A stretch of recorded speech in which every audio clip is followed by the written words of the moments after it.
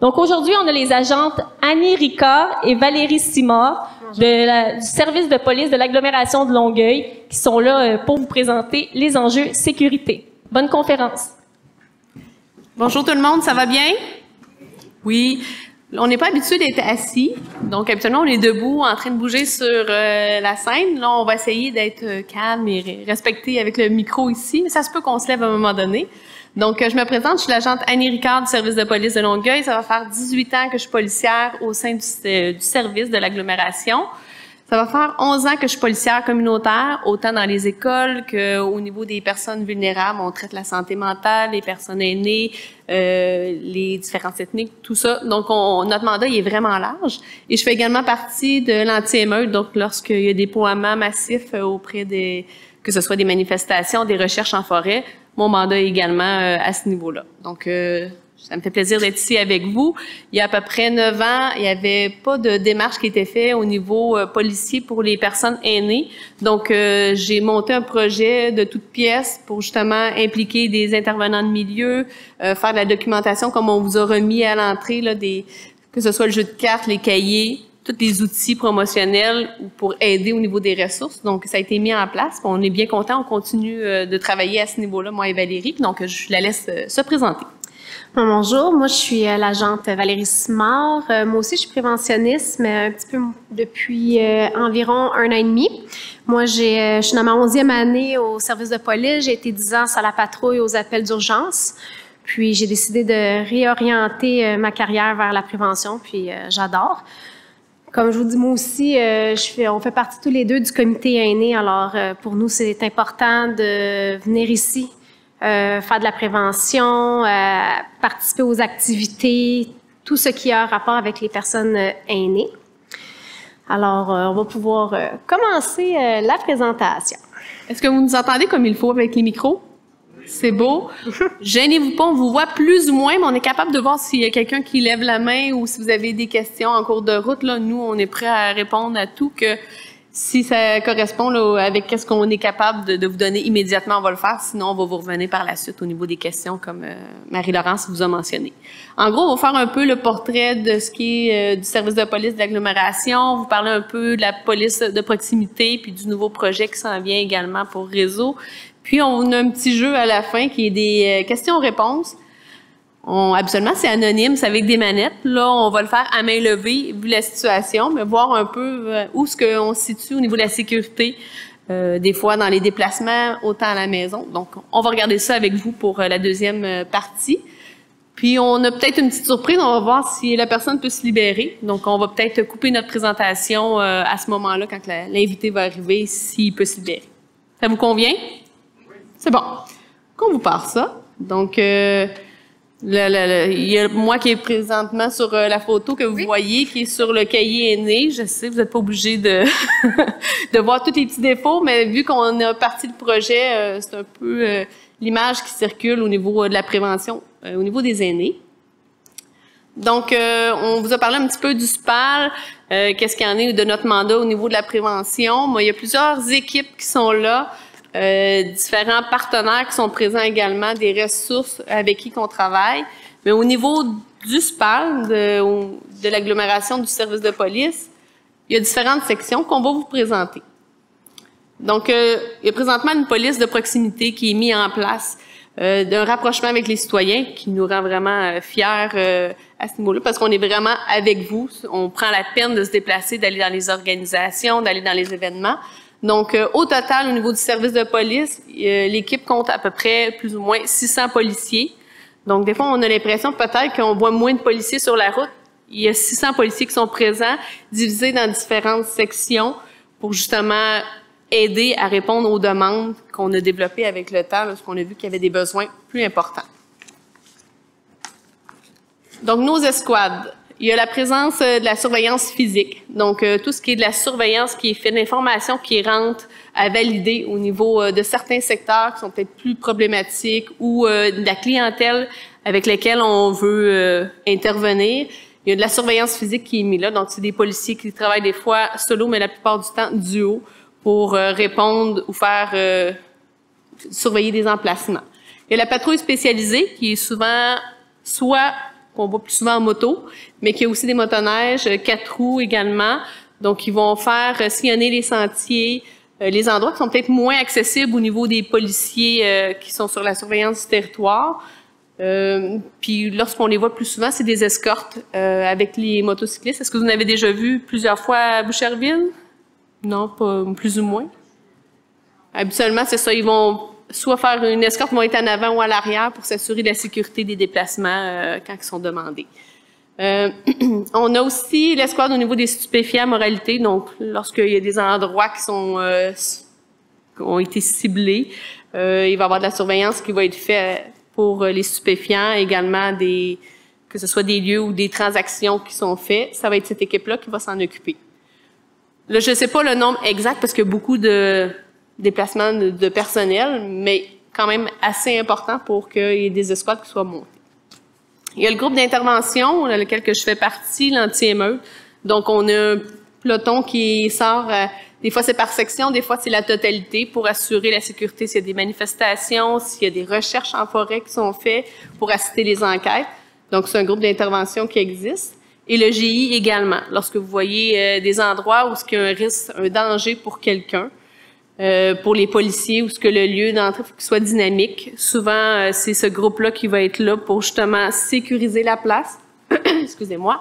Puis les policiers par la suite vont exécuter la tâche qu'ils ont à faire, mais au moins l'endroit va avoir été sécurisé. On compare notre groupe d'intervention contre le SWAT.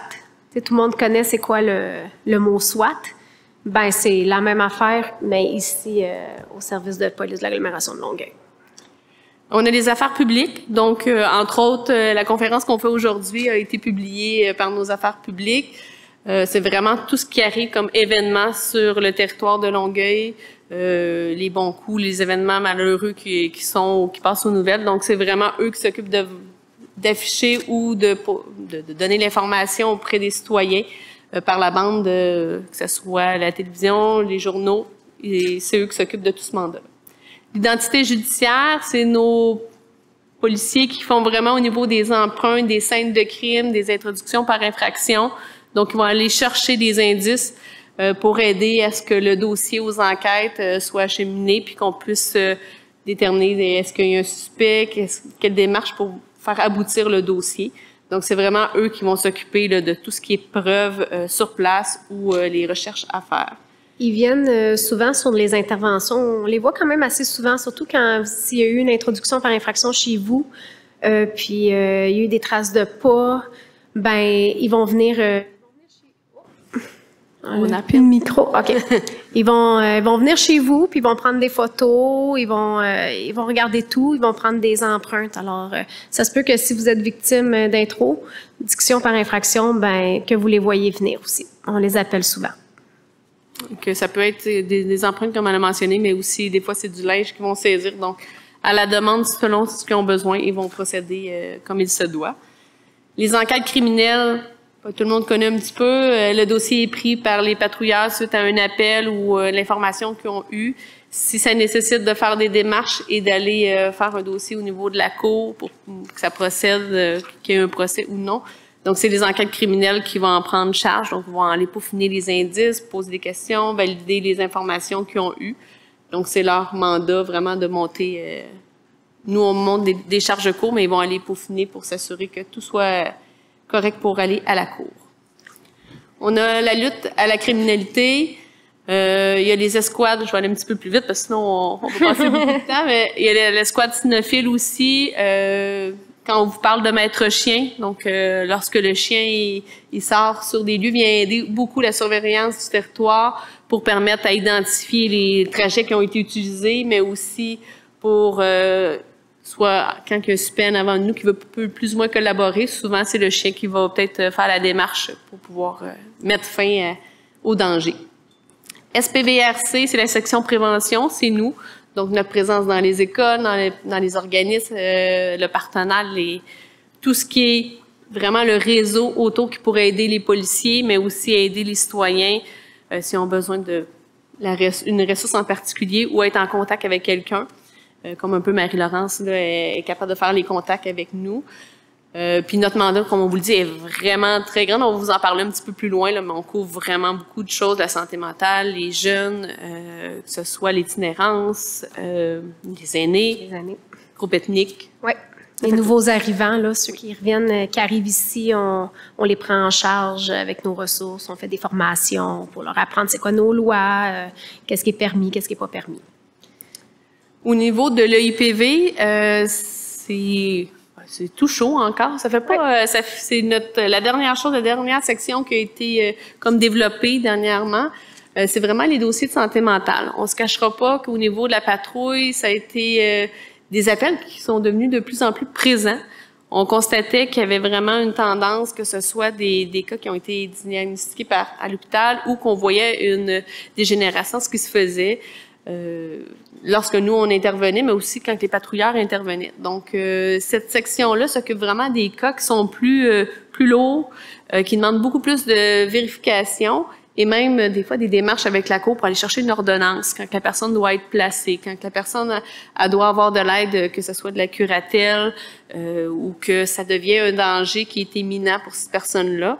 Donc, c'est la section EIPV qu'on appelle la santé mentale, qui vont s'occuper en collaboration avec nous du moment que le dossier a été vraiment bien peaufiné, ils ont fait le plus gros de l'événement, puis qu'après, il reste juste un suivi à faire, que ce soit avec la famille, que ce soit avec les travailleurs sociaux, les médecins. Bien là, ils nous l'envoient par la suite pour finaliser, pour s'assurer qu'il y a un filet de sécurité. C'est ça. Donc, on en voit de plus en plus, mais sachez qu'il y a une section qui est que pour ça, vu que c'est des choses qui deviennent de plus en plus grandissant, ces appels-là, puis que par la suite, nous, on s'assure de faire le suivi. C'est ça. En gros, eux, ils font les urgences. Puis quand l'urgence est passée, là, nous, on prend la relève. Parce que s'il n'y a pas d'urgence, on va en traiter, nous, de la santé mentale à notre section. Mais c'est pas des cas urgents, là, qu'on a besoin d'une évaluation psychiatrique ou une ordonnance, là. Des fois, ça se rend pas nécessairement là. Tu sais, on parle des choses comme la démence, la schizophrénie, mais des fois, c'est vraiment au niveau où la personne, on est habitué d'intervenir avec elle, puis que ça va bien, puis là, on voit un changement drastique qui se fait. Là, des fois, on se pose la question, est-ce que la personne a eu un suivi au niveau médical? Est-ce qu'il y a un suivi au niveau de la travailleuse sociale? Que souvent, on va faire le lien avec cette personne-là avant que ce dossier-là devienne trop lourd ou que ça devienne des appels récurrents, puis que les policiers peut-être interviennent inadéquatement selon la situation. C'est bon? Il nous reste la section des villes liées. Donc, c'est une groupe de personnes qui ont été mises dans certaines villes, qui ont été ciblées pour justement faire un rapprochement avec les commerçants. S'assurer que ces endroits-là, le service soit connu, que les personnes puissent faire valoir un peu leur offre de service, puis s'assurer qu'il y a une présence policière, parce qu'on se cachera pas que, oui, les patrouilleurs vont patrouiller les villes, les rues, mais des fois, au niveau des commerçants, quand il y a beaucoup d'appels, ben c'est peut-être cette partie-là qui était peut-être moins peaufinée, même si on travaille la fraude, même si on répond aux appels lorsqu'il y a des délits à ces endroits-là. Mais c'était vraiment de leur montrer, de leur donner une présence qu'on est là, puis de les aider s'il y avait des choses à développer. As-tu d'autres choses à dire? Non, mais comme les villiers, chaque ville a son duo qui connaît bien. Là, que à Boucherville, vous avez des policiers villiers qui prennent contact avec surtout les commerçants, que vous l'avez ici. Là. On a la patrouille à vélo, donc vous les avez vus cet été aussi. C'est eux qui font le même mandat au niveau de la prévention, mais au niveau de la surveillance du territoire. Donc, leur but, c'est vraiment d'être plus malléable, d'être capable d'aller à des endroits comme un peu la patrouille spécialisée, des endroits qui sont peut-être moins accessibles, mais vraiment d'être présent sur les pistes cyclables, les parcs, les endroits qui sont utilisés ou achalandés pendant l'été. Donc, leur mandat, c'est vraiment ça. Oui, c'est de faire de la sensibilisation, mais aussi s'il y a des délits qui sont faits au niveau des infractions à vélo pour les piétons, ben, ils vont émettre des constats si c'est nécessaire. Sinon, ça va être de la sensibilisation qui va être faite. On va vous reparler tout à l'heure de Troc ton ticket. S'il y en a qui sont pas familiers avec ça, ben, il y a cette option-là aussi qui est donnée. Au niveau des patrouilleurs à vélo, habituellement, on a les cadets qui sont à vélo également. Ils n'ont pas été là cet été. On est désolé, à cause du COVID, la situation a fait qu'il n'y a pas eu de cadets qui étaient présents cet été.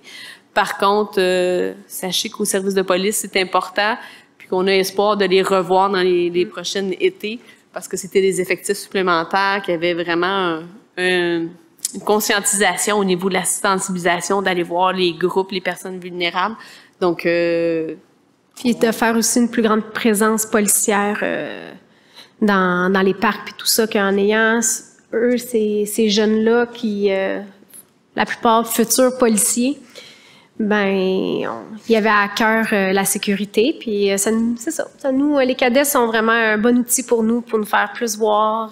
Sont nos yeux puis nos oreilles dans les parcs et auprès de nos organismes. Pour ce qui est de la patrouille nautique, peut-être que vous les voyez un petit peu moins souvent parce qu'ils sont sur l'eau. Donc, ils ont leur bateau, leur équipement, sont des patrouilleurs qui sont assignés que pour ça pendant l'été. Donc, eux s'occupent vraiment de la sécurité, mais sur les points d'eau, donc sur les bassins où la rivière, pour le fleuve, tout le monde va pouvoir avoir accès à ce bateau-là, de cette équipe-là, puis ils vont pouvoir travailler pendant l'été pour pouvoir assurer une sécurité sur l'eau. La patrouille nautique est vraiment beaucoup dans les îles de Boucherville, OK? C'est vraiment grâce à la ville de Boucherville qui croit vraiment à cette nécessité-là d'avoir une patrouille nautique. Alors, ils sont vraiment beaucoup dans les îles de Boucherville parce qu'il y a beaucoup de parties avec le son. Alors, c'est vraiment si leur première préoccupation, c'est ce coin-là, c'est sûr qu'ils vont faire tout, puis ils sont en partenariat avec le SPVM puis la Sûreté du Québec, mais Boucherville est vraiment en majorité leur secteur où ils vont faire de la patrouille. Secteur de prédilection. C'est ça. Donc, je vais laisser ma collègue continuer pour la suite. Oui, moi, je vais parler. Vous aviez des questions, par contre, avant, au niveau des sections, des choses que vous aviez jamais entendu parler, ou avez-vous des questions sur qu'est-ce qui est mis en place présentement au service de police? Ou c'est clair? On a fait un bon résumé.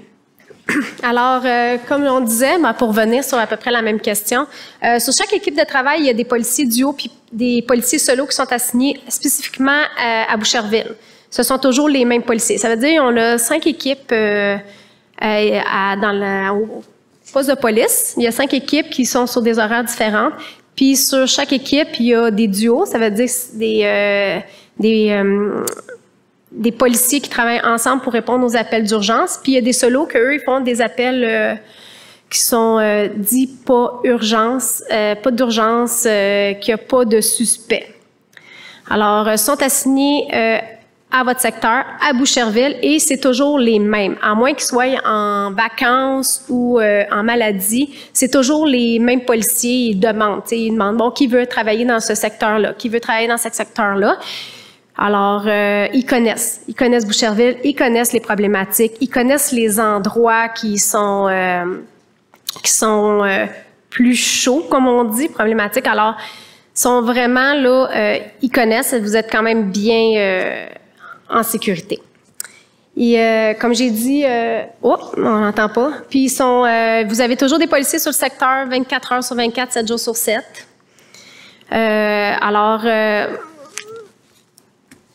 C'est toujours comme j'ai dit, sont toujours les mêmes policiers. Je me répète, désolée. On a aussi les policiers villiers, qu'on l'avait parlé tantôt, là, les policiers villiers qui prennent des liens avec les commerçants de Boucherville. Ceux-là, ça se peut que vous les voyez moins parce que si vous n'avez pas un commerce, mais ils sont là. Je sais qu'il y a eu une problématique il y a une couple d'années avec le centre à côté de l'école Montarville, de Mortagne, désolée, je me suis trompée, de Mortagne, puis il avait fait un lien avec les commerces alentours par rapport aux jeunes, puis il avait trouvé un plan d'action pour éviter les rassemblements, tout ça. Que ça, c'est des choses qu'eux, ils font, les villiers. Puis bientôt, on va avoir les policiers réseau. Ça, vous en avez sûrement entendu parler. Notre directeur est sorti dans les médias pour nous parler des policiers réseau. Ils sont en ce moment en train d'être en processus, puis être formés. Et inquiétez-vous pas, vous allez avoir vos policiers réseau à Boucherville. C'est écrit dans on va dire, un genre de convention que Boucherville va avoir ses policiers réseau, comme toutes les autres villes qui englobent l'agglomération de Longueuil. Le but est pas défini, tu sais, vraiment, c'est pas fermé. Par contre, on est conscient que c'est vraiment d'être présent auprès des citoyens de chacune des villes. Donc, s'il y a un besoin, vous avez, exemple, la prévention qui va s'occuper d'un certain volet, vous avez la surveillance du territoire qui s'occupe d'un autre volet. Mais vraiment, le mandat du policier réseau, c'est vraiment d'être présent dans son quartier, de vraiment donner une présence au niveau du rapprochement avec les gens pour que vous soyez capable de vous identifier à cette personne-là. D'aller vous dire, ah ben cet agent-là, je sais qu'il est présent à Boucherville, il y a telle problématique, il y a telle situation. J'en ai déjà parlé, il l'a traité, il fait des démarches. Donc, ça va être vraiment quelqu'un que vous allez pouvoir mettre un visage sur cette personne-là, comme vous pouvez mettre un visage sur la policière préventionniste qu'on va vous présenter. Saviez-vous que vous aviez une policière communautaire, une policière comme nous, qui... Il y a une autre affaire. Oui, Cathy Laframboise était supposée être là aujourd'hui, venait se présenter, mais malheureusement, elle est malade. Puis on s'est dit qu'en tant que COVID, ben on l'amènera pas quelqu'un de malade ici. Alors, Cathy Laframboise, c'est vraiment la policière qui est assignée à Boucherville, que tous les rapports de police qui deviennent de la patrouille, elle les reçoit, puis c'est elle qui va intervenir. C'est elle qui fait les liens aussi avec les organismes de tout Boucherville, autant pour les aînés que pour les jeunes, les gens avec déficience intellectuelle, les personnes vulnérables. Elle est aussi dans toutes les écoles. Alors, elle comprend aussi c'est quoi la dynamique des écoles à Boucherville et des citoyens de Boucherville. Alors, si vous avez des questions par rapport, peu importe les questions, par prévention, quoi que ce soit, c'est cette personne-là qui est votre ressource. Puis vous pouvez l'appeler. Vous allez pouvoir avoir, on va vous donner, si vous voulez, les coordonnées à la fin de la présentation. Puis ça va lui faire plaisir de vous répondre à vos questions. C'est sûr que s'il y a des urgences, on fait pas les urgences, là, on vous appelle le 911, mais si vous avez des questions par rapport, je sais pas, ça, est-ce que c'est problématique, je vis ça, il faut pas se gêner. Elle est à Boucherville, elle est juste pour vous, alors vous pouvez l'utiliser, il n'y a aucun problème. Puis elle aime ça vous gâter, donc entre autres, lorsqu'on a eu la chance d'amener des articles promotionnels, Cathy était la première à dire oui, allez gâter les personnes de Boucherville, ça me fait plaisir, puis elle tenait à être présente là, mais c'est elle aussi qui a peut-être fait les démarches pour avoir la personne là, l'invité qu'on a demandé, qu'on va voir s'il va pouvoir se libérer des appels. Dans le fond, c'est ça. Nous, on voulait vous parler que vous en avez, mais aussi de parler, c'est ça, plus de nous, de notre travail en tant que préventionniste. Alors, par rapport à la police communautaire, ça, la police communautaire, c'est nous, hein, la prévention.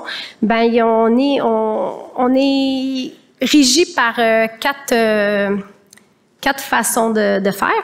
Le rapprochement avec le citoyen, résolution de problèmes, renforcement des mesures préventives, puis le partenariat. Ben, le rapprochement avec le citoyen, c'est qu'est-ce qu'on fait, nous, en ce moment.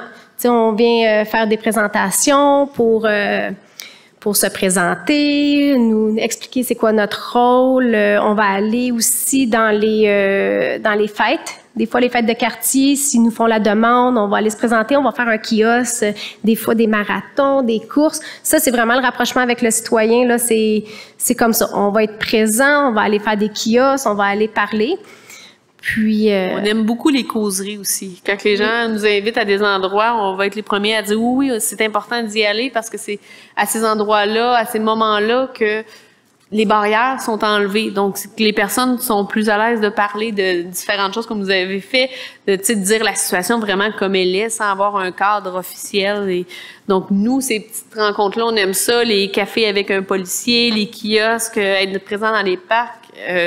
C'est notre petit dada, c'est notre petit plaisir, notre petit bonbon à nous au niveau de la prévention. Puis c'est là pourquoi qu'on est là. C'est ça, tu sais, comme en parlant, le rapprochement avec le citoyen, moi puis Annie, on l'a créé, je sais pas si vous avez entendu parler, Café avec un policier à domicile.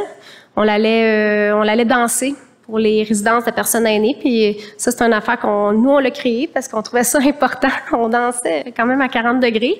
Mais pour nous, c'était important. Ils nous ont vus, on leur a dit, on vous a pas oublié.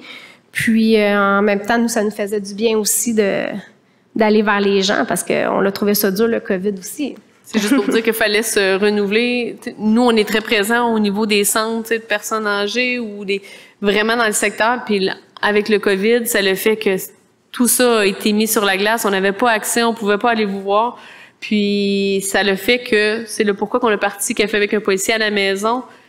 Et je vous dis, on a appelé toutes les résidences, voir s'il y avait une possibilité d'aller vous voir, d'aller voir les gens. puis de justement briser cet isolement-là, de rassurer, de mentionner les ressources qui étaient présentes, s'assurer qu'il y avait, au niveau alimentaire, c'était correct, qu'il y avait des soins de santé. Puis le but, c'était ça, puis ça nous a tellement touchés parce que des moments où on est allé, par exemple, à Brossard, où ce qu'il y avait, même ici, à Boucherville, où ce qu'il y avait vraiment des étages à perte de vue. Et là, on voyait les gens en haut qui dansaient ensemble, avec des mouchoirs, qui faisaient... Ça a été tellement des gens qui pleuraient, des gens qui se... C'est leur moment. C'est de briser cet effet-là de COVID, de pas pouvoir sortir. Donc, vous demandez à un policier de danser ou de changer ses habitudes, de qu'est-ce qu'on a l'habitude de faire. C'était pas plus ou moins dans nos cordes. On m'aurait dit dans ta carrière, tu vas être là pour animer des choses avec un micro puis parler. C'est pas la première chose qu'on nous dit quand on rentre dans la police qu'on va faire, mais pourtant on a tellement évolué puis on a tellement apprécié que ça serait à refaire, on dirait oui. Puis maintenant c'est ancré en nous que c'est juste pour vous dire qu'on était là, même si il y avait le COVID, même si c'est des situations qui sont difficiles.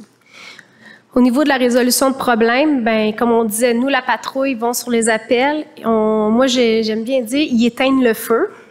Mais le feu, si on veut pas qu'il reprenne, il faut le travailler plus en profondeur. Que nous, au niveau des résolutions de problèmes, ben c'est ça. C'est quand on reçoit un dossier de la patrouille, nous, on regarde, bon, c'est quoi la problématique? OK, on a une personne aînée qui vit avec quelqu'un qui commence à faire de la démence ou qui fait des fugues. OK, ben comment nous, on peut faire pour aider cette personne-là? Comment on peut faire pour essayer de régler la situation pour que ça fait moins d'appels au 911?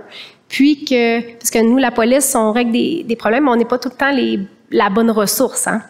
On est là, mais souvent, ils ont besoin. Que nous, qu'est-ce qu'on fait? C'est, on va voir de là à faire le partenariat, on va aller voir, OK, bon, qui peut aider? Est-ce qu'ils ont un lien avec le CLSC? Est-ce qu'ils ont un lien avec les organismes? Il y a beaucoup d'organismes ici. On va les voir tantôt à Boucherville. Est-ce qu'on peut les référer à eux? Est-ce qu'eux peuvent les aider? On a aussi les personnes, les ITMAV, comme on dit. Ça, c'est des personnes qui vont faire les liens avec tous les organismes, qui vont voir les personnes aînées. Alors, nous, c'est ça notre résolution de problème. Au niveau des renforcements des mesures préventives, ben ça, c'est quand on vient faire ici, comme tantôt, on va faire un petit quiz. Ça, c'est le renforcement des mesures préventives. Ça veut dire on vient vous faire des petits rappels de c'est quoi qu'on doit faire comme bonne habitude pour prévenir pour nous prévenir d'être victime, soit d'accident, de fraude, de vol et tout ça. Au niveau des partenariats, désolé, il y a des organismes il y a des organismes puis des programmes, surtout le programme PAIR. Est-ce qu'il y en a qui connaissent le programme PAIR? Oui, il y en a certains. Bon, le programme PAIR, on a j'ai amené des petits pamphlets. C'est un programme qui, pour les personnes qui vivent, soit qui sont malades, qui vivent seules ou qui ont un handicap, c'est des appels téléphoniques automatisés qui appellent chez vous. Puis ça, si vous pouvez vous abonner et ils appellent. Si vous répondez en mettant un petit chiffre, ils vont dire « OK, parfait, la personne est en sécurité ». Si vous répondez pas, ils vont essayer de rappeler après un certain temps. Si vous répondez pas une deuxième fois, là, ils vont mettre des affaires d'urgence. Souvent, ils vont nous appeler, nous, la police, pour venir voir. Surtout si vous craignez, vous êtes quelqu'un qui fait souvent des chutes ou vous avez des problèmes de santé, puis ben eux, au moins, si vous n'êtes pas capable de répondre, puis vous avez fait une chute, ben ils vont envoyer des urgences, la police, puis suite à ça peut-être l'ambulance. Alors c'est un programme pour vous si vous êtes intéressé. Là, on a des pamphlets, vous pouvez appeler.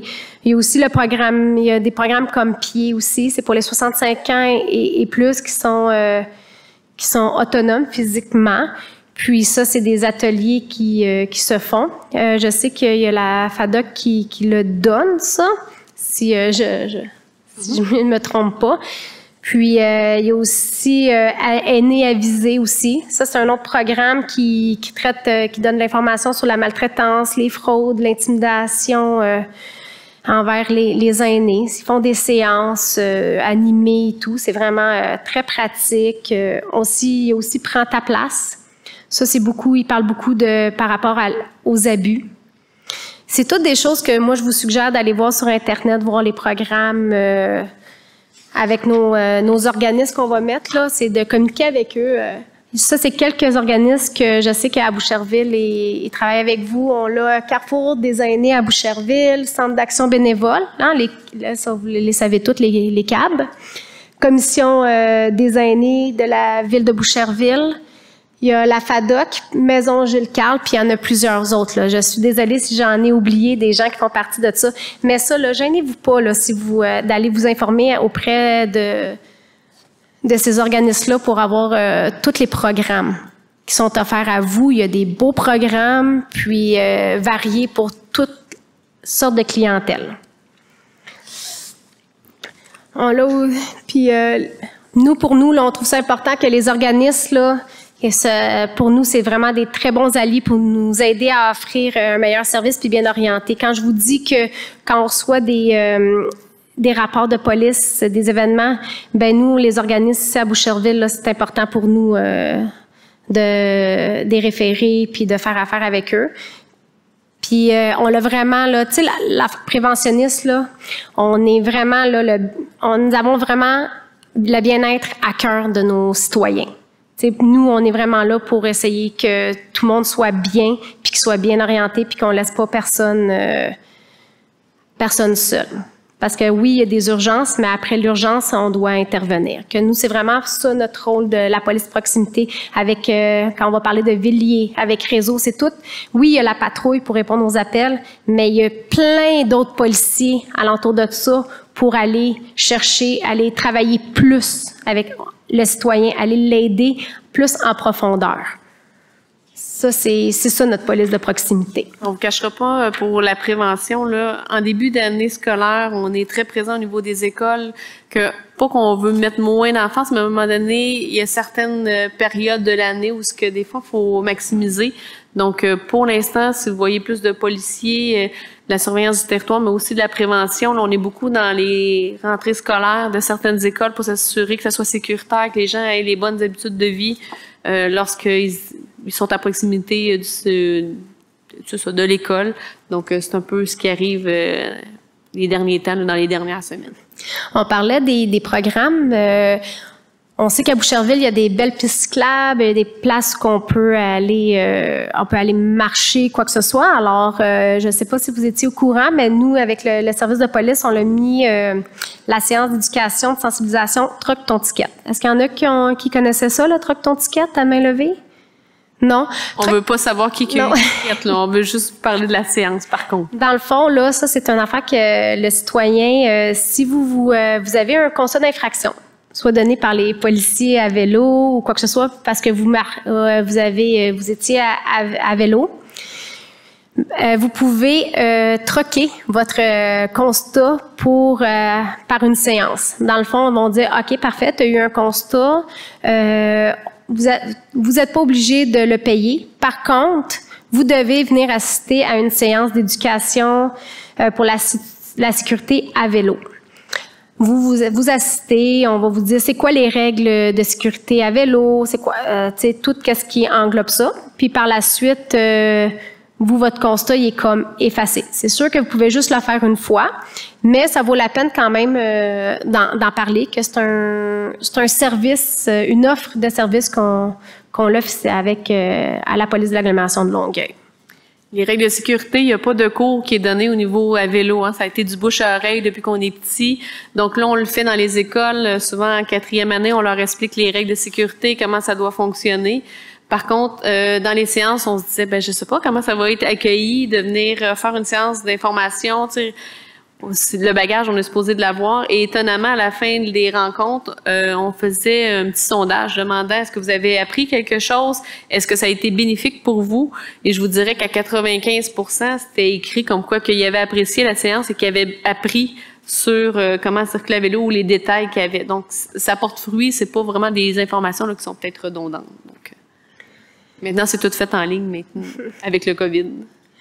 Alors, on a fait la partie pour nous présenter c'est quoi notre rôle en tant que préventionniste, qu'est-ce que la police de l'agglomération Longueuil met en place pour ses citoyens, pour que vous ayez plus de services.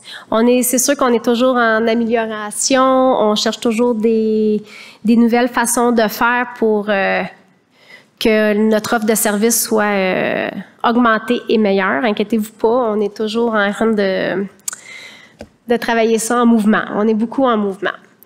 Donc, à partir de là, ça va être un petit quiz, un petit jeu qu'on va faire avec vous. On va vous donner les règles de sécurité. Il y a peut-être 2, 3 choses qu'on va vous donner, là, des listes qu'on a. Je vais vous les dire rapidement. Puis par la suite, là, à main levée, on va enlever le projecteur sur nous. Puis on va peut-être voir plus à votre niveau là, pour lever les mains. Donc, on va juste s'assurer que les règles de sécurité, tout le monde en est conscient. Donc, le petit quiz, ça va vraiment porter sur la sécurité à domicile, sur les déplacements, la violence, la maltraitance, mais aussi la fraude. Il y a une capsule qui est sortie virtuelle qu'on a fait, là, qu'on a été justement filmé pour vous donner de l'information juste sur la fraude. Donc, si vous voulez la consulter, c'est propre à vous. C'est ça. On va passer. On parlera pas beaucoup de la fraude, vu étant donné qu'on a fait une capsule qui est en ligne à partir d'aujourd'hui à midi. C'est une capsule qui dure quand même 1 heure, mais on parle de toutes les fraudes, qu'est-ce que vous devez faire, qui vous devez appeler. Alors, je vous suggère fortement d'aller la visionner sur le site YouTube de la ville, dans les capsules virtuelles. Moi, c'est moi et Annie qui l'avons fait, qui l'avons présenté. C'est trop long, vous la coupez en petites sections. Oui. Donc, en gros, le petit jeu, c'est vraiment pour vous parler des conseils de sécurité au niveau de la prévention, autant à domicile, là, qui est souvent des petites choses qu'on oublie de faire, qui peuvent être bénéfiques. Les risques lorsqu'on est victime d'un crime, des fois, on tombe un peu sans ressources à ce niveau-là lorsqu'on subit un délit. Appliquer les règles de sécurité pour des dangers qui sont potentiels et vous inciter à faire les bons choix.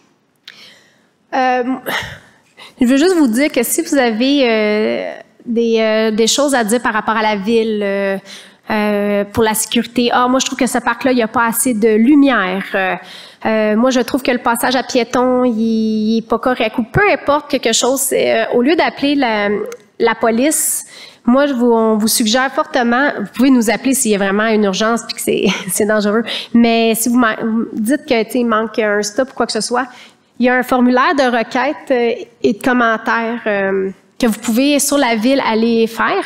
Puis, je vous dirais que c'est beaucoup plus efficace que l'écrire sur Facebook ou à le dire à vos voisins. Parce que je sais, moi, souvent, même dans mon quartier où que j'habite, souvent, je vais dire à mes voisins, « Hey, ça roule vraiment trop vite ici » ou « Ils devraient mettre un stop », puis là, on met ça sur Facebook.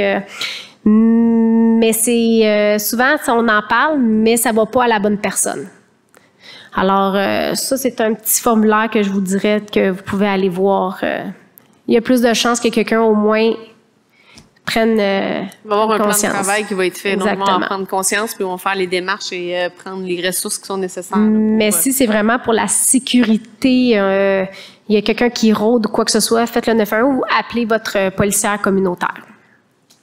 Donc, pour ce qui est de votre résidence, qu'est-ce qu'on vous demande? C'est d'éclairer adéquatement votre maison. Donc, s'il y a des lumières allumées sur la devanture de la maison, auprès de la porte d'entrée, installer aussi des détecteurs de mouvement à l'extérieur. C'est souvent des choses qui vont dissuader les gens qui viennent rôder peut-être un peu trop proche de la maison. Dégager aussi les fenêtres au niveau du sol.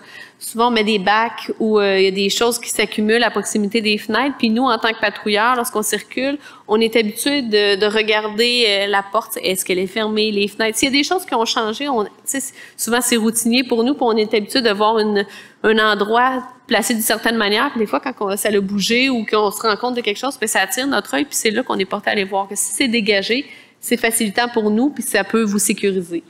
Le numéro civique de la maison est rarement allumé ou rarement bien affiché. Donc, si vous avez une chance de l'indiquer comme il faut ou de l'éclairer pour que ce soit visible pour les policiers, lorsqu'on arrive en urgence, c'est souvent une des problématiques qu'on voit. On n'est pas capable de voir l'adresse. Et là, on continue plus loin. Hop, on se rend compte que là, on est rendu trop loin. On recule. On perd des fois des minutes précieuses qui fait que pour nous, votre sécurité est importante. Donc, au niveau des numéros civiques, ça serait apprécié. Assurez-vous aussi qu'il y a une présence à la maison, qu'on démontre qu'il y a quelque chose. Si vous êtes parti en vacances ou vous allez chez quelqu'un, ramasser les journaux s'il y en a, la poste, couper le gazon, laisser le véhicule dans le stationnement, faire marcher la fameuse télévision ou la radio. Ça fait longtemps qu'on entend parler de ça, mais ça fonctionne. Donc, c'est des règles qu'on peut garder en place. Également, votre cabanon. Il y a beaucoup d'introductions dans les cabanons qui sont faits parce que les cabanons sont soit pas barrés ou soit qu'il n'y a pas de système qui les rend plus sécuritaires ou visibles, qui dissuade la personne qui va aller chez vous. Donc, s'assurer, bon, au niveau des serrures, est-ce que c'est bien fait? Est-ce que la manière de les barrer? Les fenêtres aussi, s'assurer qu'elles sont bien fermées lorsque vous quittez. Des fois, on dit, on va laisser un courant d'air, mais ça prend pas grand-chose pour réussir à ouvrir une fenêtre. Installer un système d'alarme. Il y en a qui se disent, ben, tu sais, peut-être que c'est tellement long, tu sais, avant que les policiers arrivent, ils vont dire, ça marche pas un système d'alarme.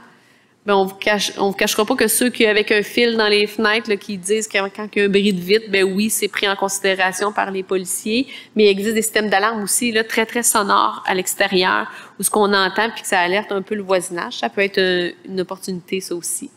Placer aussi une affiche, vous en avez comme quoi que des présences éventuelles d'intrus, là, ou garde aux chiens. Ça peut fonctionner, c'est à vous de voir qu'est-ce que vous voulez mettre. Puis tantôt, on a parlé du programme PAR, on n'en rajoutera pas là-dessus.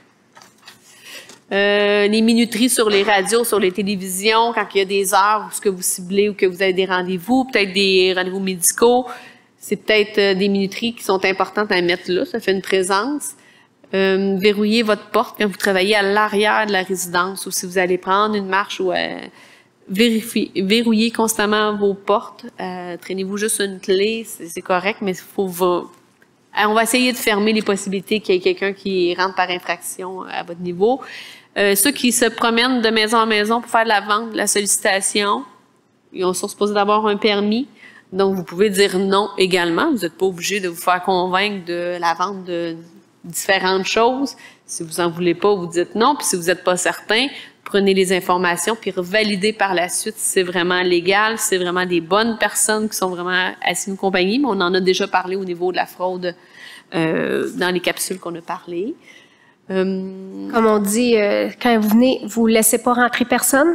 Même s'il dit, je veux aller voir l'entretoit parce que la ville m'a mandaté d'aller vérifier si votre maison est éco-énergétique, c'est non. On ne le laisse pas rentrer. Puis si vous n'êtes pas à l'aise, là, faites le 911, OK? Ou sinon, fermez la porte, puis appelez, OK? Il ne faut pas se gêner, il ne faut pas se sentir impoli si on ne rouvre pas la porte, si on ne ferme pas ou qu'on ferme la porte au nez. Si la personne est légitime, elle va dire OK, elle va partir. Puis si elle ne l'est pas, ben il va faire que OK. Dès qu'il y a une livraison, que ce soit un restaurant, gênez-vous pas pour sortir, aller chercher. Les gens n'ont pas affaire à rentrer dans votre domicile. C'est votre lieu sécuritaire pour vous. Alors, prenez la peine. Des fois, vous allez voir, la personne va être ébranlée, dire OK, la personne, elle a l'assurance de sortir puis de récupérer les choses, puis après, elle rentre chez elle versus la personne un intrus qui rentre chez vous. Ben là, on donne déjà une possibilité qui regarde à l'intérieur, qui fasse du repérage. Mais ça, on en a parlé dans...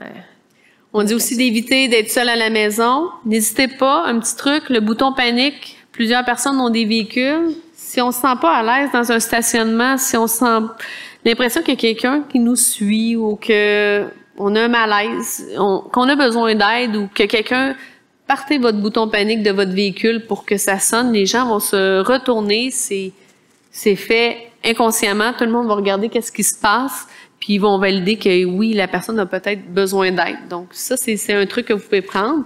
Puis la même chose, faites le 911 dès que vous avez une crainte, on va aller vérifier. À partir de là, on vous pose des petites questions. Alors, ça va être une petite question. Alors... C'est moi ou toi qui commence? C'est moi. OK. Avant de quitter le domicile, vous devez vous assurer de A. Verrouiller vos portes et vos fenêtres. B. Ranger les objets pouvant servir d'outils aux voleurs, échelles, chaises, etc. C. Aviser un voisin de confiance de votre départ et de vos déplacements, votre itinéraire. Ou D. Toutes ces réponses. Qui dit A? Qui dit B? Merci. Qui dit C? Qui dit D? Oui! Vous êtes très bon. On est avec une petite question facile. Tu peux repaiser une petite affaire. Oui, Alors, oui, tout est important. Comme on vous a dit, c'est sûr que verrouiller les portes et les fenêtres, je sais que l'été, des fois, les gens vont laisser les fenêtres ouvertes pour faire aérer, ils vont partir, mais ça peut être des incitatifs aux gens, aux voleurs, pour pouvoir rentrer chez vous. Alors, on prend la peine de fermer avant de partir, quitte à revenir puis que ça soit chaud chez vous, mais au moins vous allez protéger. Ranger comme on l'avait dit tantôt, les objets pouvant servir d'outils aux voleurs, des échelles, des chaises, hein, des fois une table, t'approches si elle est, pas qu'elle est loin, mais si elle est proche, ben ils vont pouvoir monter. Aviser un voisin de confiance, moi je dis toujours d'aller voir un voisin puis de laisser un numéro de personne à qui contacter s'il arrive quelque chose. T'sais, en même temps, dire créer un lien avec au moins un de vos voisins. Tu sais, de l'avertir, gars, là, aujourd'hui, je pars, je reviens pas. Que c'est sûr que s'il y a une voiture qui arrive dans votre entrée, il va faire comme, oh, OK, c'est pas normal. Soit il va avoir votre numéro de téléphone, ou moindrement, juste, si vous arrive quelque chose, bon, au moins, le voisin, il va avoir un numéro, nous, si la police, à qui contacter. Alors, tout ça, c'est pour vous sécuriser. Quand on va voir que la majorité ont levé la main, on n'expliquera pas chaque item, qu'on va passer à la prochaine parce que sinon on reste 2 heures avec vous. Alors, il est fortement déconseillé d'inscrire vos informations sur votre sonnette, boîte aux lettres ou votre boîte postale, soit monsieur ou madame, votre prénom et votre nom de famille. Vrai ou faux? Qui dit vrai? Qui dit faux? Ah, puis il y en a qui sont indécis. Alors, la vérité, c'est vrai. C'est parce que souvent, les gens, en ayant votre nom puis votre prénom puis votre nom de famille, ces personnes-là peuvent se servir, puis ils ont votre adresse, peuvent se servir de ces informations-là pour faire gagner soit faire de la fraude, hein, utiliser ça. Des appels téléphoniques. Ou faire des appels téléphoniques. Hey, bonjour, puis là, ils donnent votre nom. Oui, je suis un ami à vous, ou vous incitez vous faire à croire que sont d'une compagnie quelconque, on va dire Belle Vidéotron, parce qu'ils ont votre adresse. Puis on va dire, oui, vous habitez toujours à cette adresse-là, oui, OK. Puis là, ça vous met en confiance. Alors, peut-être juste mettre d'écrire soit rien ou... Juste l'adresse, puis vous pouvez mettre monsieur, madame, si vous voulez, parce que si c'est quelque chose pour vous qui est important. Mais sinon, nom de famille. Juste mettre votre adresse, c'est parfait comme ça, avec pas de détails. Il y a trop d'endroits où on a vraiment le pédigré au complet. Des fois, même dans des résidences, il y a des cours qui sont donnés, puis on voit toute la liste des noms qui sont comme dans le hall d'entrée, mais à distance, on voit vraiment toutes les coordonnées des gens. Des petites choses à faire attention. À l'intérieur de votre résidence ou de votre logement, assurez-vous de dissimuler vos objets de valeur, les bijoux, l'argent. Évitez de laisser votre sac à main ou vos clés près de la porte. Évitez d'ouvrir la porte sans avoir vérifié qui se trouve derrière, œil magique, fenêtre ou toutes ces réponses. Qui dit toutes ces réponses? Oui, exactement. Alors, on sait que si on laisse traîner tout, ça peut être un incitatif. Puis, des fois, les portes, on ne barre pas nécessairement nos portes, alors quelqu'un peut rentrer, prendre la sacoche et partir. Ça, c'est vu. Lorsqu'un étranger tel qu'un livreur, réparateur ou vendeur se présente à votre porte, vous devez le laisser entrer. Vrai ou faux? Si on en a parlé, qui dit vrai? Qui dit faux? Oui, puis là, maintenant, vous le savez, on en a parlé un peu, on ne laisse pas rentrer. Les gens, c'est notre maison qui respecte notre intimité. Le 911 est réservé aux appels d'urgence uniquement et il ne faut pas déranger pour des comportements suspects. Qui dit vrai? Qui dit faux? Oui, il ne faut pas se gêner d'appeler le 911. Même si vous n'êtes pas sûr, il n'y a personne qui va vous dire vous avez appelé pour rien, vous n'auriez pas dû. Moi, je dis toujours, vaut prévenir que guérir. Alors, si vous voyez un comportement suspect, peut-être que vous n'êtes pas la seule à avoir appelé, là, ou le seul. Là. Ça se peut qu'il y ait 3-4 personnes alentour de vous qui ont appelé de dire hey, il y a un monsieur qui est bizarre ou il y a un jeune dans un parc, il a l'air à consommer de la drogue. Ne vous gênez pas. Vous faites le 911. Okay? Même si vous croyez que c'est pas une urgence, mais non. Il y a des policiers qui répondent aux appels non urgents, puis il y a des policiers qui répondent aux appels urgents. Lequel de ces éléments n'est pas primordial pour permettre une intervention rapide de la part des ambulanciers, pompiers et policiers? On sait quand il y a des services d'urgence, on arrive souvent les 3 en même temps. Donc, A, laissez votre porte débarrée en tout temps. B, laissez votre liste de médicaments et carte d'assurance maladie à la vue. C, maintenir un téléphone fonctionnel pour faire le 911. Ou D, garder votre entrée et votre corridor dégagés. Qui dit A? Qui dit B? Qui dit C? Et qui dit D? Oh, là, il y a beaucoup d'indécis. On a vu, tu compris la question? Donc, on vous dit qu'est-ce qui n'est pas primordial. Donc, la réponse est de laisser votre porte débarrée en tout temps. Le reste, de laisser l'emplacement libre pour la civière quand ils ont besoin de rentrer. Ça peut sauver des démarches puis vous donner des soins plus rapidement. Un appareil téléphonique 911 nécessaire. Si vous avez un voisin qui entend, exemple, quelqu'un avoir une chute, bien, il va aller faire l'appel 911 si il y a votre clé ou si c'est le concierge qu'on appelle. Mais le fait de garder la porte débarrée n'est pas obligatoire. Même les policiers vont finir par, soit s'il faut, parce que la personne ne peut pas venir ouvrir, vont soit défoncer, mais avant de défoncer, ils vont aller chercher les clés à la conciergerie. Ils vont s'assurer d'avoir accès à ces choses-là, puis on valide. Donc, vraiment, votre porte, c'est pas la première, la priorité dans des appels d'urgence. Puis vous allez dire, je sais qu'il y en a qui ont levé la main pour la liste des médicaments puis carte d'assurance maladie, mais nous, c'est la première chose. On est souvent, la police, les premiers arrivés, les ambulances arrivent après. Puis souvent, ils nous demandent, c'est quoi les médicaments qu'ils prennent? Avez-vous une carte d'assurance maladie? Puis souvent, il faut les chercher.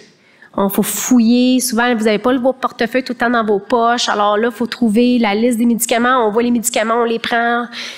Parce que vous pouvez pas, souvent dans l'urgence, vous pouvez pas nous le dire. Alors, si vous êtes capable de mettre une carte d'assurance maladie ou une photocopie, mais à un endroit avec la liste de vos médicaments, nous, là, c'est des informations primordiales pour les gens qui sont les ambulanciers. Puis après ça, ils peuvent avertir l'hôpital ou faire les premiers soins adéquats selon la situation. Les premiers endroits où ce qu'on regarde, on ne vous cachera pas, c'est à côté du téléphone, sur le réfrigérateur ou le comptoir. Donc, c'est les endroits où ce que vous allez voir les policiers qui vont aller vérifier. Et comme on vous dit, les photocopies, ça fonctionne toujours. Hein. Les médicaments de la pharmacie avec votre carte d'assurance maladie photocopiée, pour nous, c'est déjà assez puis c'est déjà beaucoup pour pouvoir vous aider. Un citoyen est sécuritaire dans ses déplacements lorsqu'il A. évite d'être routinier dans ses déplacements, c'est-à-dire qu'il prend toujours le même chemin ou fait les mêmes choses. B. se déplace toujours à deux si possible. C. opte pour des rues achalandées. Ou D. toutes ces réponses. Alors, il y a déjà un doigt dans les airs. Qui dit A? Qui dit B? Qui dit C? Qui dit D? La majorité, vous mentionnez D. Alors, on vous confirme, c'est toutes ces réponses afin que ça soit plus sécuritaire. On essaye d'avoir ça, que ça soit optimal. Mais s'il y en a un ou deux qui manquent, c'est pas grave. N'hésitez pas à entrer dans un commerce ou un lieu achalandé si vous êtes inconfortable avec une situation où vous vivez de l'insécurité. Donc, est-ce que c'est A, vrai, ou B, faux? Alors, qui dit A? Qui dit B? Bon, alors, vrai. Donc, du moment que vous vivez de l'insécurité, que ce soit une résidence privée, un commerce, un lieu public, allez chercher de l'aide. Il va y avoir quelqu'un qui va être là pour vous rassurer et assurer votre sécurité à la base. T'sais, si vous vous sentez suivi, même si puis là vous dites je me sens pas bien, puis vous voyez une maison, quoi que ce soit, rien ne vous empêche de rentrer sur le terrain puis vous diriger. C'est pas nécessairement d'aller cogner à la porte, mais d'aller faire comme si c'était chez vous. Là, vous n'allez pas vous faire arrêter par la police. Puis la personne, elle va continuer son chemin. Alors, on dit des commerces, mais c'est autant pour aller, si vous voyez une maison, vous rentrez, faites comme si... On dit ça aux jeunes aussi de faire, à tout le monde dans le fond. Si vous croyez que vous êtes suivi, vous n'êtes pas à l'aise, faites à semblant que c'est votre maison, puis la personne va continuer. Puis ça ne continue pas, là, vous pouvez aller cogner à la porte. Au lieu du poivre, il y en a plein qui nous demandent, est-ce que je peux avoir du poivre de cayenne? Un bon parfum, ça fonctionne aussi, hein? Un petit push-push, là. C'est correct. Il y en a qui ont besoin de cette sécurité-là. On commencera pas à vous dire d'aller vous chercher du poivre. Juste avoir du parfum, vos clés, ces choses-là, ça peut être des choses qui peuvent peut-être vous rassurer, mais c'est des choses qui peuvent fonctionner. Lequel de ces éléments ne fait pas partie des règles de sécurité lors de vos déplacements? En véhicule, à pied et à vélo. Donc, A, portez votre sac à main ou portefeuille de façon discrète. B, restez attentif à ce qui se passe autour de vous. C, respectez le code de sécurité routière. Et D, vérifiez régulièrement vos relevés bancaires. Alors, qui dit A? Qui dit B? Qui dit C? Et qui dit D? Ah, merci. Donc, vos relevés bancaires, Vous n'êtes pas obligé de les vérifier tout le temps. Les autres, on s'assure que on essaie de mettre de moins de choses possibles qui rendent notre sécurité compromise. Donc, c'est tous des petits trucs qu'on vous donne. Est-ce que ça va pour l'instant? On va-tu trop vite? Oui. C'est correct? Dixième, c'était toi ou c'était moi? Non, c'est encore moi. Okay. Le service de transport en commun vous permet de sortir en autobus à tout moment. De sortir de l'autobus, il y a une petite coquille qui a été faite là, entre deux arrêts à un endroit sécuritaire.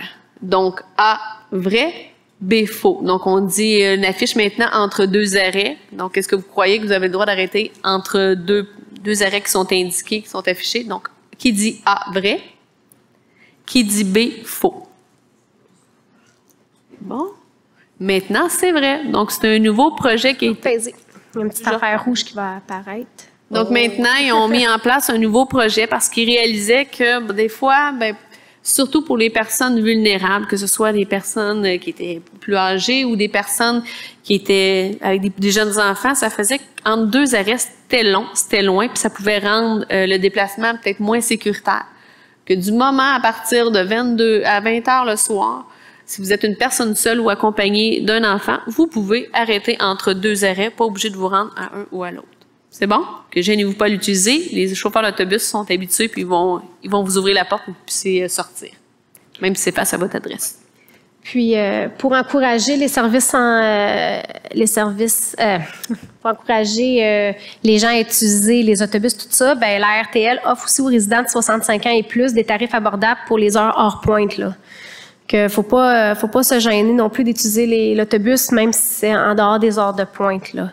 Ça s'appelle le Accès 65. Alors, si ça vous intéresse, je vous suggère d'aller vous informer. C'est toi. C'est rendu à moi. Alors, quel élément est faux parmi tous ces énoncés? En voiture. Avant de démarrer, verrouillez vos portes et bouclez votre ceinture de sécurité. Le soir, stationnez toujours votre voiture dans un endroit éclairé. C. Gardez toujours vos clés dans vos mains pour déverrouiller la porte de votre véhicule le plus rapidement possible et pour vous permettre d'utiliser l'alarme sonore en cas de besoin. Ou D. Laissez toujours vos articles de valeur sur la banquette à la vue des passants. Sac à main, cadeau de Noël ou bijoux. Ouais, c'est D, hein? Celle-là était facile. Et oui, comme on dit... si vous rentrez dans votre véhicule, barrez les portes. Si quelqu'un est en arrière, au moins, il y a moins de chances de venir tirer sur la porte. Le soir, c'est sûr que si vous êtes capable de trouver un endroit éclairé, moi, souvent, je suggère aussi, comme quand vous allez vous stationner dans votre maison, il y a des lumières qui coûtent vraiment pas cher que vous pouvez installer sur votre maison, puis avec un détecteur de mouvement. Ça, vraiment, c'est bon pour les intrus, mais c'est bon aussi pour vous parce qu'après ça, vous êtes éclairé, puis vous pouvez voir votre environnement alentour de vous. Puis, les clés, on en a parlé tantôt, pour utiliser le système de sécurité. Alors, pour votre sécurité, il est important de respecter les feux de circulation et les feux de piétons. B. Si le feu est au vert à votre arrivée, attendez le prochain feu. C. Si vous vous déplacez lentement, faites-vous accompagner. D. Portez des vêtements aux couleurs claires et voyantes lorsque vous circulez en soirée et de nuit. Ou E, toutes ces réponses. Qui dit A, B, C, D, E? Oui, exactement. On est en train de vérifier si vous connaissez vos lettres de l'alphabet. Oui, c'est ça.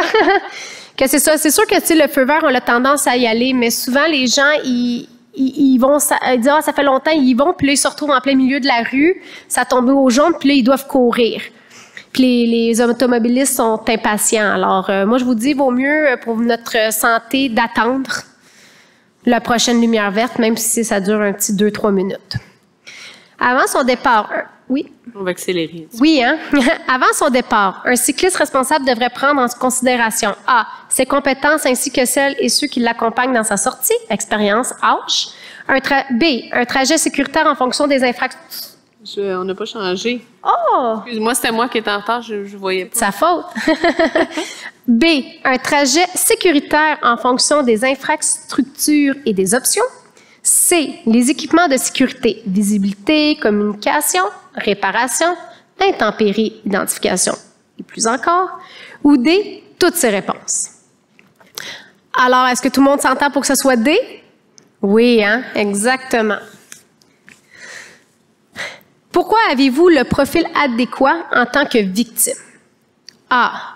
Possibilité d'économie importante. Ça veut dire que les gens savent que vous avez beaucoup d'argent. B. Grosse somme d'argent à votre domicile, argent comptant. Je sais que c'est de moins en moins populaire, mais il y en a beaucoup qui gardent de l'argent comptant caché en dessous du matelas ou dans un petit armoire ou à quelque part au cas où ils en ont besoin. C. Personnes compatissantes, des gens qui veulent aider tout le monde. D. Grande disponibilité, des gens qui ont du temps à donner aux gens. Ou E. Toutes ces réponses. Alors, qui dit A, B, C, D, E? Oui, exactement. C'est toutes des choses que les gens pourraient profiter de vous pour voler votre argent ou quoi que ce soit. On a un bon technicien qui... Merci, les lumières qui montent, qui descendent chaque fois. Merci. Alors, là, on va parler de la violence. On va en parler juste un petit peu, mais il y a plusieurs formes de violence, OK? Il y a la violence physique, ça, c'est celle qu'on voit souvent, là, quand quelqu'un nous fait mal. Il y a la violence verbale, ça, c'est quand quelqu'un va insulter. Hein? Ça, c'est la violence verbale. Il y a la violence psychologique, celle-là est plus subtile. Les gens vont faire des commentaires méchants, mais pas directement à vous, mais ça, il faut que vous soyez conscient que c'est aussi de la violence. Hein? Quelqu'un qui passe des commentaires pas trop gentils envers vous, c'est de la violence. Violation des droits et libertés. Ça, on voit souvent aussi de l'agisme, là. Tu sais, les gens, oh, vous êtes des personnes aînées, non, faites pas ça, faites pas ci, mais vous êtes aussi en forme que des gens de tous les âges, là. Alors, ça, faut que c'est une forme de violence. L'exploitation financière. Ça, on voit souvent ça, des fois, les gens vont dire « Ah, peux-tu me donner de l'argent? Peux-tu investir dans mes affaires? » La famille, hein, peut faire de l'exploitation financière, là. Ça se peut qu'ils vous demandent « Ah, je peux-tu avoir de l'argent? J'ai de la misère et ce mois-ci et tout. » L'abus social et collectif. Ben ça, c'est ça. Les gens alentour de vous, les amis ou la société. La négligence. Hein, des gens vous avez besoin de soutien, vous avez besoin d'aide, puis la personne qui est supposée de vous aider ne répond pas à vos besoins. Puis la violence sexuelle. Ben il y en a à tous les âges. Hein. Des fois, avec notre conjoint, ça fait longtemps, on n'a pas le goût. Puis la personne, non, je le veux pareil, ou dans des résidences ou des amis. Que ça existe partout. Donc, au niveau des questions, selon vous, est-ce que toutes ces personnes, conjoints, ex-conjoints, enfants, petits-enfants, voisins, propriétaires, inconnus, il y en a d'autres, vendeurs itinérants, professionnels, intervenants, etc., peuvent être des agresseurs? A, vrai, B, faux. Qui dit A? Qui dit B? On vous confirme que tout ça, même si on parle de petits-fils, petites-filles, ex-conjoints, toute personne, si elle a une mauvaise intention, peut devenir un agresseur. Et là, si c'est des personnes plus proches de nous, ça devient de plus en plus difficile de porter plainte ou de mentionner ce qui a été vécu.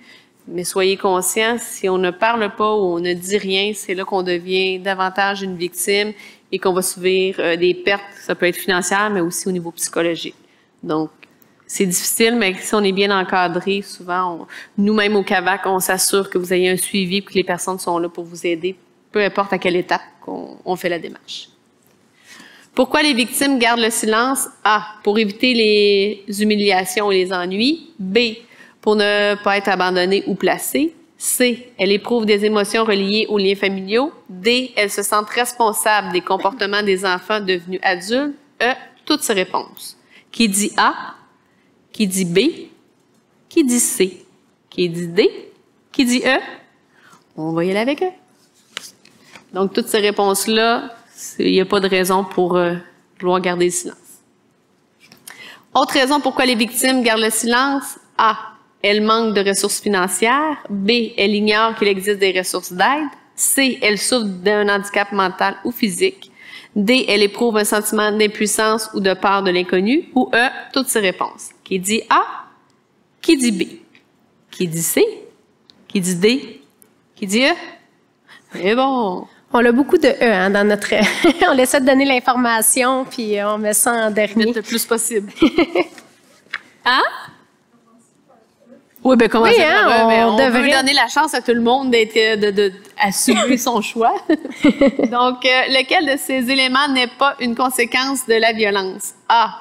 Des problèmes physiques avec les blessures, des problèmes relationnels, la solitude ou de santé au niveau de la dépression. C. Des problèmes d'identité, l'estime de soi ou émotionnelle, des craintes envers les gens. D. Des problèmes d'allocution ou de perte cognitive. Ou E.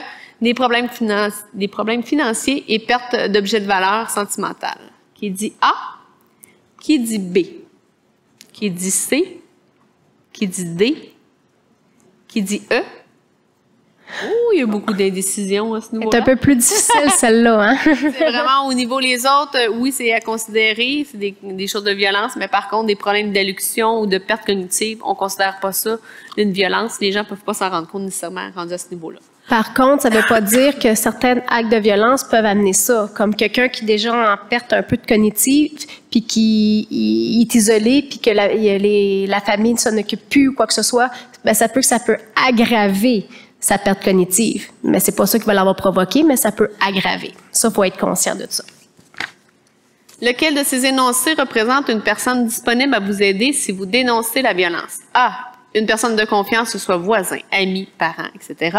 B. La police. C. Les employés du centre hospitalier, le médecin, etc. D. Les employés au CLSC ou organismes communautaires. Ou E. Toutes ces réponses. On va écouter la dame devant. Si on y va avec E. Ouais. C'est bon. Donc, il nous en reste 4 petites dernières qui vont aller très vite. Je laisse Valérie terminer. À me mettre de la pression. Il est important d'avoir un dossier médical à jour pour votre sécurité et celle de votre entourage. Vrai ou faux? Qui dit vrai? Qui dit faux? Ben oui, c'est vrai, hein, parce que comme je vous ai dit, nous, c'est important qu'on ait la liste des médicaments, mais c'est important qu'on sache c'est quoi votre maladie si on a besoin d'intervenir rapidement. Puis si la famille nous appelle, eux aussi, c'est important qu'ils donnent au 911 les renseignements nécessaires pour qu'on puisse régler la situation plus vite puis intervenir. Il n'est pas important que vos médicaments soient à jour, pris tels que prescrits et visiblement dans votre demeure. Vrai ou faux? Je crois qu'on sait ça depuis le début, hein? Peu importe l'âge que c'est faux. C'est vraiment important que ça soit pris en bonne et due forme. Pour votre sécurité, il est important de mettre le numéro d'urgence à la vue et votre téléphone à proximité.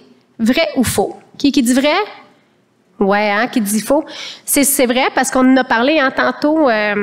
Nous, un numéro d'urgence pour nous, là, soit les numéros d'urgence 911, quoi que ce soit, ou des numéros d'urgence que nous, on peut appeler des gens de votre famille, on l'aime beaucoup ça. Les banques ou les caisses communiquent avec vous par courriel ou par voie téléphonique pour valider vos informations personnelles. Vrai ou faux? Qui dit vrai? Qui dit faux? Ben oui, hein, ça on le dit souvent, c'est faux. Il n'y a aucune banque qui va vous appeler. Ils vont vous envoyer une lettre par la poste, en papier, vous disant que les renseignements ou quoi que ce soit. Puis si vous n'êtes pas sûr, vous appelez votre banque pour dire « J'ai reçu un document, est-ce que c'est vrai? » Ça, c'est une fraude qui est majeure. Les gens se font convaincre. Si c'est vraiment important, les gens vont vous envoyer une lettre. Ça ne se fera pas par téléphone, ça ne se fera pas comme démarche comme ça. Donc, tout ce qui est important, transfert de sous, ces choses-là, c'est très rare que ça se fait par téléphone, donc il ne faut pas se faire avoir. La dernière, ne gardez pas de somme d'argent importante chez vous ou sur vous. Vrai ou faux? Vrai, hein? Oui, là, c'est sûr que les photos sont un peu exagérées, là. J'aimerais ça avoir un portefeuille rempli comme ça d'argent. Mais c'est ça, on a tout ce réflexe-là. Je suis la première à avoir ce réflexe-là de garder certain argent au cas où. Si vous voulez en garder un coffre-fort, hein, c'est plus difficile sont lourds puis sont plus difficiles à voler. Mais des mettre un peu partout, ça peut, si des gens viennent chez vous, ça peut les inciter à vous voler. Alors, sur ça, on a fini notre petit questionnaire.